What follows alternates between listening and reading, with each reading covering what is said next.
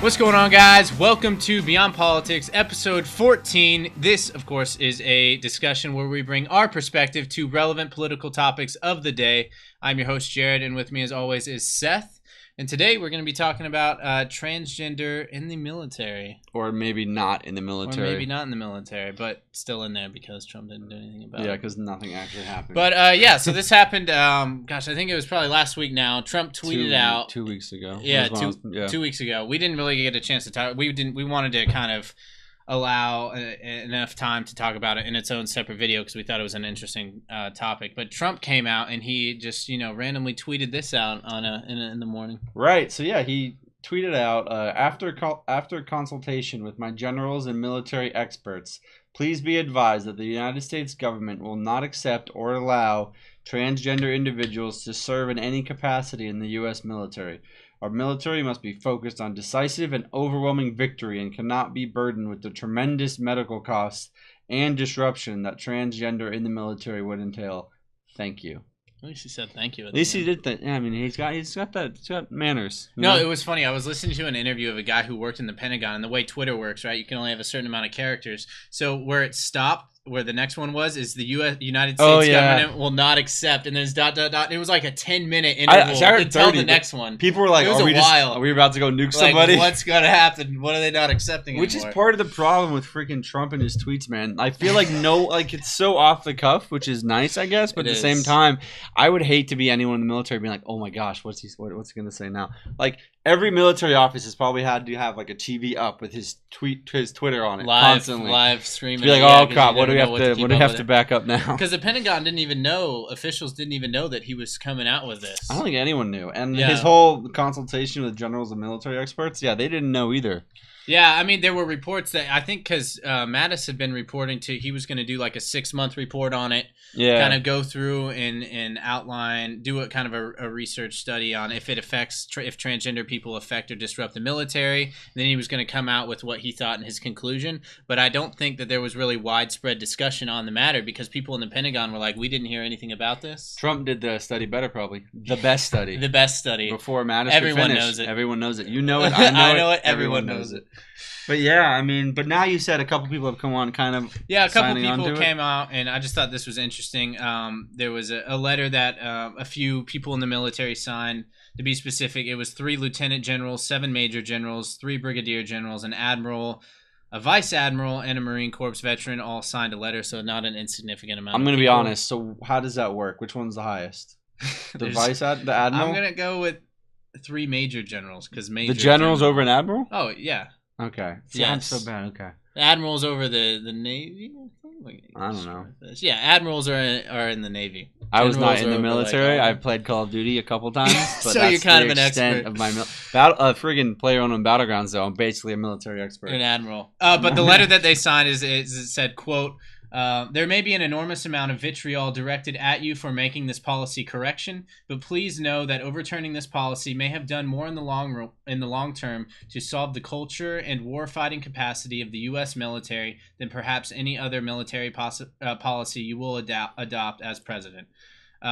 So it was interesting how they said making this policy correction because the Obama administration in June of 2016 directed the military to allow transgendered people in the military, openly allowing them in the military. Yeah, it's one of those don't ask, don't talk. Yeah, exactly. So they were openly allowed to come in the military. So these people were obviously viewing it as a correction to that policy, right?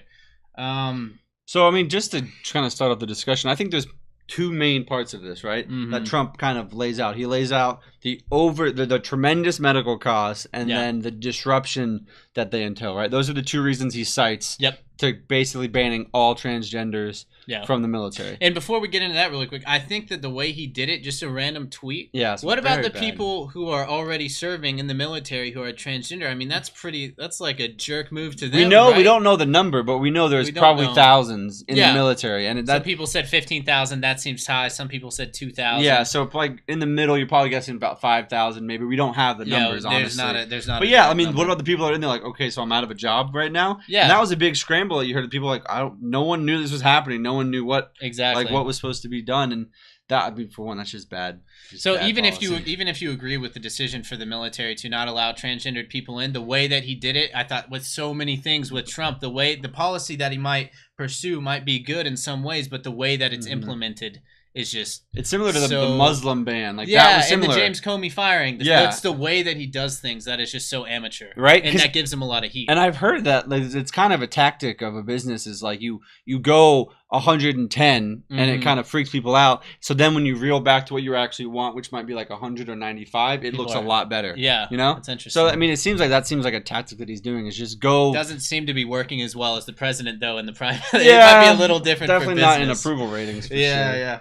But so personally, for me, I think the medical cost part of it is bullcrap. I think that is garbage. But then the disruption is where I'm very interested in because while I could definitely see it being a disruption.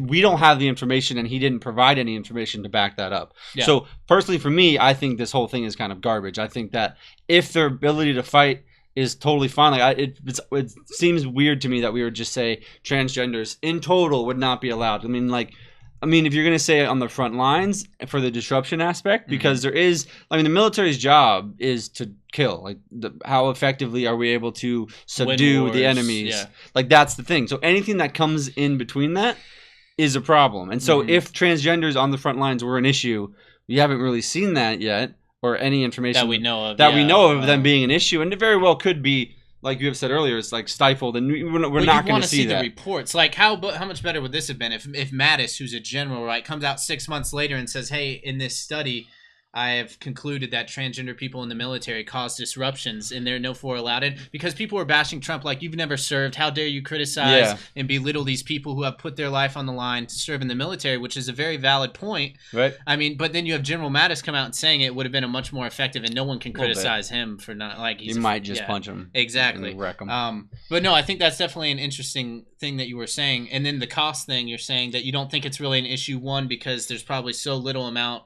of transgender people in the military comparatively, and then if you look at the amount of people who pay for the surgery, like a lot of them probably taking some supplementation for testosterone or estrogen or something, but the surgery is what's costly, and so few transgender people undergo the full surgery anyways. If you just look at it for percentage basis, and the military budget's what, $700 million? Million dollars. That'd be nice. $1 billion. It's like it's just really it's not a budgetary thing. I would prefer much more if he had come out and said, it's costing us this much. Well, no, not costing us this much, because I don't think that's really a factor. If you come out and say, believe that gender dysphoria is a mental illness, and if it disrupts them in any mental capacity, then they're not going to be allowed in. Don't pussyfoot around it and say, hey, these people can't come in because it's so costly. Come out and say that, hey, this is a mental illness and this is the reason that we don't want them in here, and then provide sites or research or studies to back that up. I don't think that'd be valid. I think if you're going to cite, gender dysphoria, which is a mental illness, I think that's totally valid. If you want to, like, people that are diagnosed with that, maybe we do, maybe we don't put them on the front lines. But, last point here, the military, right, is super... they can be pretty selective in who they let in, right? If you have flat feet, you can't come in the military. If you have a cataract in your eye, you can't serve in certain things. So wouldn't you say, like, the military, if you have a gender dysphoria or a mental illness, you're not coming in? Like, the military doesn't go and recruit people who are anorexic, which is a mental illness, right? So weird. Yeah, a body dysfunction, body dysphoria, right? Yeah. So I mean, that would be the approach that I would want to. I think that would be a way more sane approach for sure. Yeah.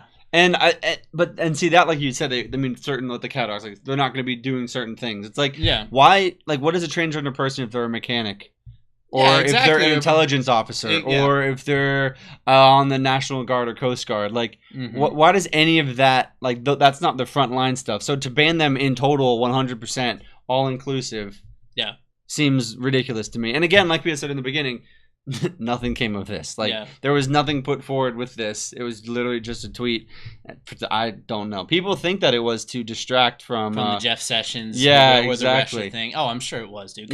Like we said, he didn't give the Pentagon any instruction, or he didn't give them any policy to enforce. No. So they've come out and basically said, like, look, transgender people are still fine in the military. We're not changing anything because we haven't gotten any orders other than a tweet that he hasn't touched on the anymore. Orders come through on tweets now. Right. Direct messages. Crazy, man. I don't understand it, but I think, flatline, I would much rather the military just set standards that everyone has to adhere to and don't change them at all. And if you're able to meet them, then you can kind You're of golden. serve in that capacity. That's the same thing with like That's what women. I Like, would- sure, let women in, but we're not going to lower our standards. If Yeah. if no women can meet them, Yeah. that's not because they're sexist. It's because maybe we have really high standards that maybe the female body isn't as adapt to get to. Yeah. And that's fine. Like, I'm sorry. That's if the military has set standards, and Yeah. I want our military to be efficient and effective, and that they're not going to be that if they start lowering their standards where they can't rely on their whole squad for certain things. But you know what's interesting though is like because men and women in the military do have different standards to get through. Do they basic- already? Yeah, they do. Because I They remember have different seeing standards. the I don't know SEAL if- thing. They don't. Yeah, for But- special forces maybe they don't, but just general. Really? I don't even know. The Marines might even have different standard, but different just general infantry in the Army. I know there's different Really? standards for it for I men don't and know that. women. So like if a transgender person is a woman transitioning into a man, does he take the woman one or the man one? Like I know that's There really you not go. that. Man but it can't just get raises some in, so he questions changes his gender to to a woman and gets get in. and you're golden. Yeah, I don't know. It does, and that's again maybe that's the disruption they're talking about. Yeah. It's extra stuff that we don't need involved in the military machine. That's why an investigation into it and then come out and present facts about it would have been a much better approach. A little really. bit, yeah. That's kind of my takeaway from it, right? Well, Whether you- anything more than 2 tweets would have been Yeah, nice. exactly. And like we said, on a number of reasons, like it's kind of insulting to the transgender people who serve. Totally. It doesn't provide any evidence to back it up, and he didn't provide a policy for the Pentagon to implement. So even if you're on board with this, if you want Trump to succeed or his presidency succeed or him to do good things, he has to kind of not do these amateur things and do things in just an intelligent manner, really. I mean, that's kind of basic stuff. Dude. It's pretty basic. You would think a billionaire businessman would comprehend something like that. I don't know. But I don't know. I mean, that's pretty much where I stand. Yeah. Where I stand. I'd be on the interested to see matter. what you guys have to say. I mean, from what I kind of saw, it was pretty unanimous that this was ridiculous that when he tweeted it out. Like, I didn't Yeah. see a lot of love for the tweets because Mhm. I don't even think if you're, like you said, I don't even think if you're for the policy, you would defend the way this was rolled out or the way it was said or anything about it because it was kind of, all of it was kind of just thrown together, it felt like. And it definitely felt like it was just there to distract. Yeah. And if you're That's trying to distract by demeaning the transgender people who serve in the military and you think, hey, you'll just throw this out to distract from this other thing that's going on here, Mhm. that's kind of Shady. Yeah, that's definitely disingenuous and Yeah. not very good character in and of itself. But that's kind of what we think on the matter. Be sure, guys, tell us what you think. Comment below. If you like this video, like this, push that like button below. Please subscribe to our YouTube channel. And remember, guys, always stay informed.